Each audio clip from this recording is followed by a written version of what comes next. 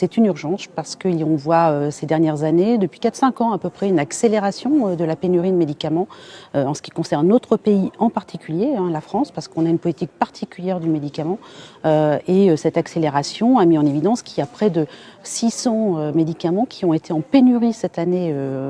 en bilan 2017. Et donc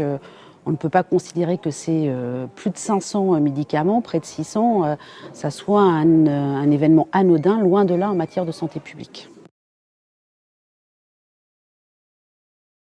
Bon, c'est le fruit de à peu près une vingtaine d'années de perte de la maîtrise de la production du médicament sur le territoire, si ce n'est français, en tout cas européen,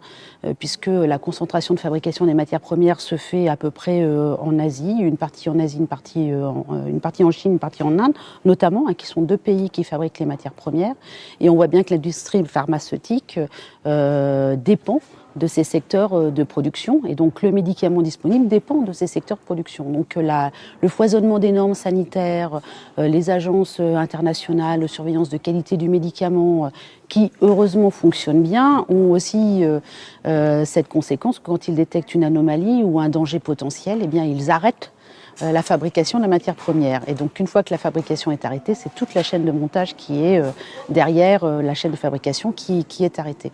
Le deuxième sujet, c'est que évidemment les grands laboratoires qui sont au nombre de 4 véritablement dans le monde se répartissent les zones géographiques, ils répartissent leur stock en fonction de zones géographiques, que l'Europe évidemment est une zone géographique et que la politique individuelle de chaque pays au niveau du médicament conditionne la disponibilité quand le médicament est rare dans chacun des pays. Et nous avons un prix très bas du médicament, nous avons un encadrement sanitaire un peu plus raide et plus sévère. Je ne dis pas que c'est un mal, mais en tout cas une des conséquences c'est celle-là, puisque nous sommes par rapport aux autres pays finalement moins avantagés par rapport à la discussion vis-à-vis de ceux qui fournissent ce médicament. Comment on permet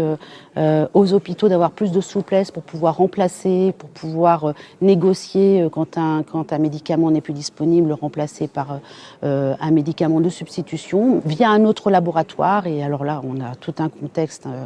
de négociation qui est complexe et qui met l'hôpital dans une situation très défavorable de négociation, et notamment en termes de prix. Et la disponibilité aussi, c'est permettre aux pharmaciens de pouvoir substituer plus facilement, donc sur une liste de médicaments qui aurait été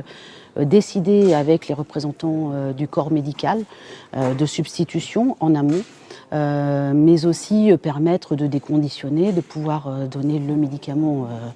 à la gélule, à la dose en quelque sorte. Je caricature un peu, mais c'est ça, c'est-à-dire pas donner la boîte, mais pouvoir, sur un temps qui est défini de pénurie ou de moindre disponibilité du médicament, répartir les stocks entre tous les malades et tous les patients qui en ont besoin.